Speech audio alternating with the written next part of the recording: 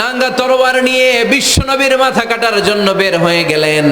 বনু জাহারা গোত্রের একটা লোক বলে, ওমর তুমি কোথায় যাও? ওমরে ফারুক বলেন, মুহাম্মাদের কল্লা কাটার জন্য যাচ্ছি। পড়েন নাউজুবিল্লাহ। ওমরে ফারুক তলোয়ার নিয়ে ছুটলেন, পাগলের মতো ছুটলেন, আর ধৈর্য ধারণ করতে পারেন না। বিশ্বনবীর নূরানি চেহারাটা একবার দেখার জন্য পাগলের মতো ছুটতে আরম্ভ করলেন। ওমরে ফারুককে দারুল আরকামের কাছে আসতে দেখে বিশ্বনবীর চাচা হামজা ইবনে আব্দুল মুত্তালিব এসে বলে, নবী তাড়াতাড়ি দারুল আরকামের ঘর থেকে আপনি পালিয়ে অন্য কোথাও চলে যান। ওই যে ওমর ইবনে খাত্তাব নাঙ্গা তলোয়ার নিয়ে আপনার উপর আক্রমণ করার জন্য ছুটে আসছে গো নবী। বিশ্বনবী বললেন, ও আমার সাহাবারা, ও আমার চাচা হামজা, সবাই আপনারা সরে যান, ওমররে আসতে দেন, ওমররে বাধা দিয়েন না। কারণ কিছুদিন আগে তাহাজ্জুদের নামাজ পড়ে আমি আল্লাহর কাছে একটা বিশেষ দোয়া করেছি। আমার মন বলছে ওই দোয়াটা আল্লাহ কবুল করতে শুরু করেছে। ওমরে ফারুক চলে আসলেন, এসে কোনো কথা নাই, চিৎকার দিয়ে বললেন, আশহাদু আল্লা ইলাহা ইল্লাল্লাহ ওয়া আশহাদু আন্না মুহাম্মাদান আবদুহু ওয়া রাসূলুহু। আমি সাক্ষ্য দিলাম আল্লাহ এক, অদ্বিতীয়, আল্লাহ ছাড়া কোনো ইলাহা নাই, নিশ্চয় আপনি মুহাম্মদ আল্লাহর বান্দা এবং রাসূল। সুবহানাল্লাহ পড়েন। ওই শাহাদাতের জ্যোতি সাইয়েদনা ওমর ফারুকের হৃদয়টারে উজালা করে দিল। দুনিয়ার সব ভয়কে পেছনে ফেলে এক আল্লাহর ভয়কে অন্তরে ধারণ করে আওয়াজ করে পড়লেন, আশহাদু আল্লা ইলাহা ইল্লাল্লাহু ওয়াহদাহু লা শারীকা লাহু ওয়া আশহাদু আন্না মুহাম্মাদান আবদুহু ওয়া রাসূলুহু। পড়েন সুবহানাল্লাহ। এবার ওমর ফারুক বিশ্বনবীর প্রশ্ন করলেন, নবী আলাসনা আলাল হক? আমি প্রশ্ন করি, উত্তর দেন, আমরা কি সত্যের উপর নাই? বিশ্বনবী বললেন, বালা ওমর, আমরা এই সত্যের উপরে আছি। আমাদের কোরআন কি সত্য নয়? বিশ্বনবী বললেন, কোরআনও সত্য। আমাদের রব আল্লাহ কি সত্য নন? বিশ্বনবী বললেন, সত্য। ওমরে ফারুক বললেন, তাহলে ফিমাল ইখতিফা, তাহলে লুকিয়ে লুকিয়ে আর গোপনে দাওয়াতি কাজ কেন? আপনি সত্য নবী, কোরআন সত্য কিতাব, আমার রব আল্লাহ সত্য, আর আমি ওমরও কালিমা পড়ে মুসলমান হয়ে গিয়েছি, তাহলে ফিমাল ইখতিফা, আর লুকিয়ে লুকিয়ে কোরআনের দাওয়াত দিবেন কেন? বের হন, মক্কার শহরের মাঝখানে চলে আসেন, চিৎকার করে আমরা আল্লাহর নামের ঘোষণা দেব। বিশ্বনবী ডেকে বললেন, না ওমর, এটা মাক্কি জীবন, ওমর এটা মাক্কি জীবন, এখানে দাওয়াতি কাজ করব লুকিয়ে লুকিয়ে, আস্তে আস্তে। আল্লাহ যখন আমাদেরকে বিজয়ী করে দিবেন তখন আমরা প্রকাশ্যে দাওয়াত দিলে কোনো সমস্যা নাই। সাইয়েদনা ওমর ফারুক বলেন, না ও নবী, আমার উপর ছেড়ে দেন, আমি দেখব আপনি আমারে শুধু মক্কার জামিনে একটা মিছিল দেওয়ার অনুমতি দেন। কিসের অনুমতি? আল্লাহর নামের তাকবীর দেওয়ার অনুমতি দেন। বিশ্বনবী বললেন, ঠিক আছে, সাবধানে তাকবীর দিও। ওমর ফারুক সামনে দাঁড়িয়ে বললেন, মান আরাদা আন তাসকুলা উম্মু ইয়াতামা ওয়ালাদু তারমিলা যাওজাতুহু ফালিয়াসুদ্দানি। কে আছো? মান আরাদা আন তাসকুলা উম্মু, কে আছো মায়ের বুক খালি করতে চাও? ইয়াতামা ওয়ালাদু, কে আছো বাচ্চাগুলারে, সন্তানগুলারে ইয়াতিম বানাতে চাও? তারমিলা যাওজাতুহু, কার এত বড় বুকের পাটা আছে দেখি, কে আছো স্ত্রীকে বিধবা বানাতে চাও? বুকের পাটা থাকলে আমি ওমরে থামাও, যদি সাহস থাকে আমি ওমরের মিছিল থামাও। ওমর ফারুক শুরু করলেন, আল্লাহু আকবার, আল্লাহু আকবার, আল্লাহু আকবার। স্লোগান দিতে দিতে সাইয়েদনা ওমরে ফারুক কাবার গিলাফ যে স্পর্শ করলেন, ওমরে ফারুকের এই স্লোগান কেউ থামাতে পারে নাই। কিয়ামত পর্যন্ত এই আল্লাহর নামের স্লোগান কেউ থামাতে পারবে না। চিল্লায় বলো ঠিক কিনা? আজকে আমরা সাইয়েদনা ওমরে ফারুকের জীবনী থেকে কিছু শিক্ষা আমাদের নিজেদের জন্য নিয়ে আমরা বাড়িতে ফিরব। আল্লাহ তাআলা তিনটা ইমানি ধাক্কা ওনার হৃদয়ে দিয়ে ওনাকে ইসলামের জন্য কবুল করে নিয়েছেন। কয়টা ধাক্কা? এক নম্বর ধাক্কা হচ্ছে বিশ্বনবীর দোয়ার ধাক্কা। দোয়ার একটা ধাক্কা আছে না নাই? এটা বড় ধাক্কা, এটা ব্যালিস্টিক ক্ষেপণাস্ত্রের চেয়েও কড়া, মারাত্মক। মিসাইল হামলা করলে যেমনি লক্ষ্যবস্তু ভেদ করে, দোয়ার মতো দোয়া করলো, দোয়া যে লক্ষ্যবস্তুতে আঘাত হানে, ঠিক কিনা? বিশ্বনবী দোয়া করলেন, আল্লাহুম্মা আইজ্জাল ইসলাম বিহাব্বির রাজুলাইনি ইলাইক। আল্লাহ, এই মক্কার দুইজন লোকের একজনকে তুমি কালিমার সুশীতল ছায়াতলে এনে দাও। দুইজন লাগবে না, কয়জন লাগবে? একজন। কারণ যুগ জামানা পাল্টে দিতে চাই না অনেকজন, এক মানুষই আনতে পারে জাতির জাগরণ। এক মানুষই বিপদকালে বাঁচায় কাফেলায়, ক্ষুদ্র ডিঙ্গি বাঁচায় জাহাজ অসীম দরিয়ায়। এজন্য জামানা পাল্টে দিতে লাগে কয়জন? এজন্য বিশ্বনবী আল্লাহর কাছে দোয়া করলেন, আল্লাহ মক্কার দুজনের একজন, দুজন চাই না, দুজনের যে কোনো একজনকে কালিমার সুশীতল ছায়া তুলে এনে দাও। এক হলো ওমর ইবনুল খাত্তাব, হয়তো খাত্তাবের বেটা ওমরকে তুমি ইসলামের ভেতরে নিয়ে আসো, কিংবা আবি জাহাল ইবনে হিশাম, হিশামের বেটা আবু জাহেলকে তুমি মুসলমান বানায়া দাও। দুইজন চাইছেন নাকি একজন? হয় খাত্তাবের বেটা ওমর কিংবা হিশামের বেটা আবু জাহাল, দুজনের একজনকে আমার চাই। ওমরে ফারুকের জন্য দোয়াটা কবুল করে নিয়েছে কে? তাহাজ্জুদের নামাজ পড়ে বিশ্বনবী যখন দোয়া করলেন, এই দোয়া যে ওমরের হৃদয়ে একটা ধাক্কা মারলো। সুবহানাল্লাহ পড়েন। বিশ্বনবী দোয়া করলেন, আল্লাহ হয় ওমরে ফারুককে আপনি এনে দেন, অথবা আবু জাহেলের মনটারে নরম করে দেন। ওমরে ফারুকের জন্য দোয়াটা কবুল করে নিল কে? এই দোয়ার একটা বরকত ওমরে ফারুকের হৃদয়ে ছুঁয়ে গেল। এক নাম্বার ধাক্কা। ধাক্কা সব একবারে দেওয়া যায় না, ধাক্কা একবারে দেওয়া যায়। প্রথম ধাক্কাটা গেল তিনি দোয়ার ধাক্কা। বিশ্বনবী দোয়া করলেন, ওই দোয়ায় ওমরে ফারুকের হৃদয়ে ছুঁয়ে গেল। এরপরে রব্বুল আলামিন ওমরে ফারুককে ধাক্কা মারলেন কোরআনের একটা সূরা দিয়ে। সূরাটার নাম হলো সূরাতুল হাক্কা। কি সূরা? আল হাক্কাতু মাল হাক্কা ওয়া মা আদরাকা মাল হাক্কা। সূরা হাক্কা দিয়ে আল্লাহ একটা ধাক্কা মারলেন। ওই যে দোয়া করলেন বিশ্বনবী, দোয়ার পর সাইয়েদনা ওমর ফারুকের হৃদয়ের মধ্যে উথাল পাথাল শুরু হয়ে গেল। সব সময় লুকিয়ে লুকিয়ে বিশ্বনবীরে ফলো করে। বিশ্বনবী ডানে গেলে ওমরে ফারুক ডানে যায়, বিশ্বনবী বায়ে গেলে ওমরে ফারুক বায়ে যায়। বিশ্বনবী রাত্রিবেলা নামাজ পড়লে ওমরে ফারুক পেছনে লুকিয়ে লুকিয়ে বিশ্বনবীর কোরআন শুনে। বিশ্বনবী মসজিদুল হারামের পাশে দাঁড়িয়ে রাতের এশার সালাত আদায় করছিলেন।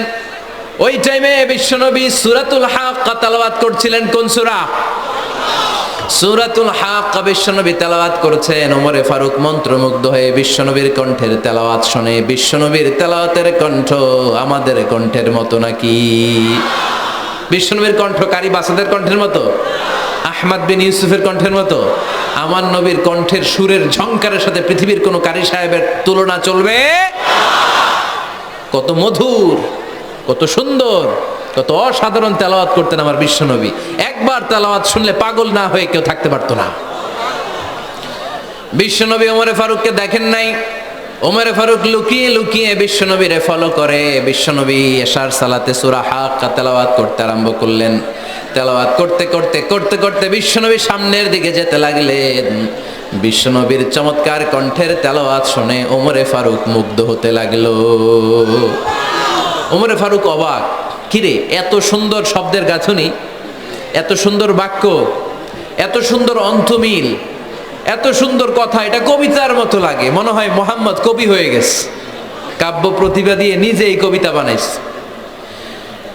ওমরে ফারুক যখন মনে মনে ভাবলেন এগুলো মনে হয় মোহাম্মদ কবিতা পড়ে, মোহাম্মদ মনে হয় কবি হয়ে গিয়েছে। ইন দ্য মিন টাইম বিশ্বনবী তেলাওয়াত করছিলেন সূরা হাক্কা থেকে, ওয়ামা হুয়া বিকাউলি শাইরিন কলিলাম মা তুমিনুন। এই আয়াতের অর্থ হলো এটা কোনো কবির বানানো কবিতা নয়, তোমরা অল্প সংখ্যক লোকই এই কোরআনের উপরে ঈমান আনো। সুবহানাল্লাহ পড়ে। বিশ্বনবী ওমরে ফারুককে দেখছে নাকি? কথা কয় না, দেখেছে না? বিশ্বনবীর মতো তেলাওয়াত করে যাচ্ছেন। ওমর ফারুক যখন মনে করলেন কিরে এই কথাগুলো এত সুন্দর, তেলাওয়াত করছিলেন, কোইন্সিডেন্টলি দৈবাত মিলে গিয়েছে। ওই আয়াতের অর্থ ছিল এটা কোনো কবির বানানো কবিতা না, খুব অল্প সংখ্যকই তোমরা ঈমান আনো। এবার তো ওমর ফারুক আটকে উঠলেন, ঘটনা কি? আমি মনে মনে ভাবলাম মোহাম্মদ কবি, আর যেটা পড়তেছে এটা কবিতা, কিন্তু মোহাম্মদ আমার দেখেও নাই, কিন্তু বলতেছে এটা কবির বানানো কবিতা না। তাহলে মোহাম্মদ মনে হয় গণক হয়ে গেছে। কার মনে কি চলে না দেখেই বলতে পারে। নাউজুবিল্লাহ পড়বেন না? ওমর ফারুক এবার মনে মনে ভাবে মোহাম্মদ তাহলে কবি না, আগেরটা ভুল, ভুল ধারণা আমি করেছি। মোহাম্মদ কবি নয়, মোহাম্মদ হলো গণক। আওয়াজ করে পড়েন না আউযু বিল্লাহ। মুহাম্মদ মানুষের মনে কি চলে গণনা করে সব টের পেয়ে যায়, সব বুঝতে পারে।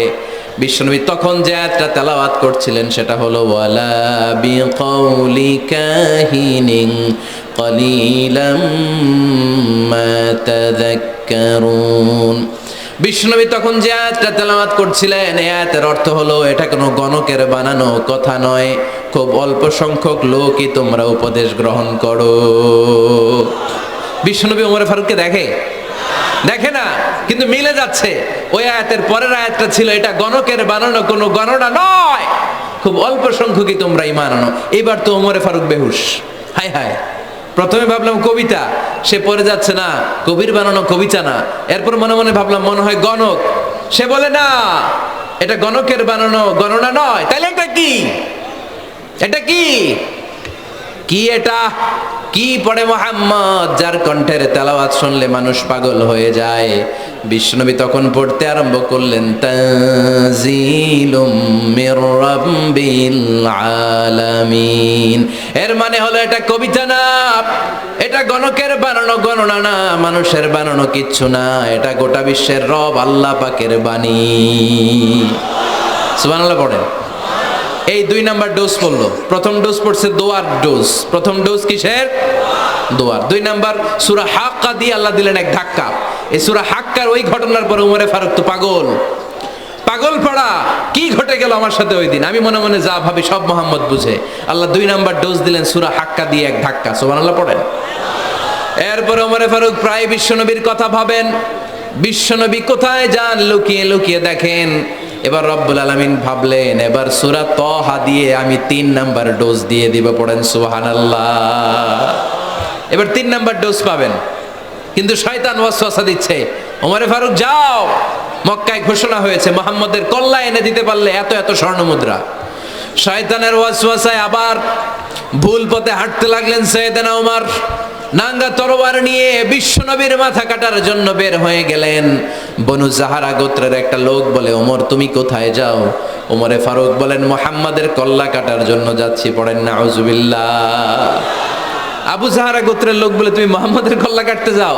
আরে তোমার বোন ফাতেমা বিনতে খাত্তাব আর তোমার বোনের জামাই সাঈদ, এরা তো দুজন কালিমা পড়ে মুসলমান হয়ে গেছে। আরে মুহাম্মাদের কল্লা পরে কেটো, আগে ঘর সামলাও। যে ওমর আগে ঘর সামলাও, পরে তুমি মুহাম্মাদের কল্লা কাটতে যেও। ওমরে ফারুক রেগে গেলেন, রাস্তা ঘুরিয়ে বাড়ির দিকে চলতে আরম্ভ করলেন। রাগে তিনি গড়গড় করছেন। ওমরে ফারুকের বোন ফাতেমা বিনতে খাত্তাব, বোনের জামাই সাঈদ, তাদের দুইজনকে খাব্বাব রাদিয়াল্লাহু তাআলা আনহু সূরা তাহা ঘরের ভিতরে তেলাওয়াত করে শোনাচ্ছিল। পড়েন সুবহানাল্লাহ। সূরা তাহা দিয়ে আল্লাহ একটু পরে ধাক্কা মারবে আরেকটা। ওমরে ফারুক যখন আসলেন, ওমরে ফারুকের আওয়াজ শুনে খাব্বাব রাদিয়াল্লাহু তাআলা আনহু লুকিয়ে গেলেন। ওমরে ফারুক দরজার মধ্যে কড়া নাড়লেন। বোন বলে কে তুমি? সাইয়েদনা ওমর বললেন আমি ওমর। খুলে দেওয়া হলো। ঘরের ভেতরে ঢুকেই কথা নাই বার্তা নাই, নিজের আপন বোনকে মারতে শুরু করলো ওমর। বোন জামাইকে আঘাত করতে শুরু করলো।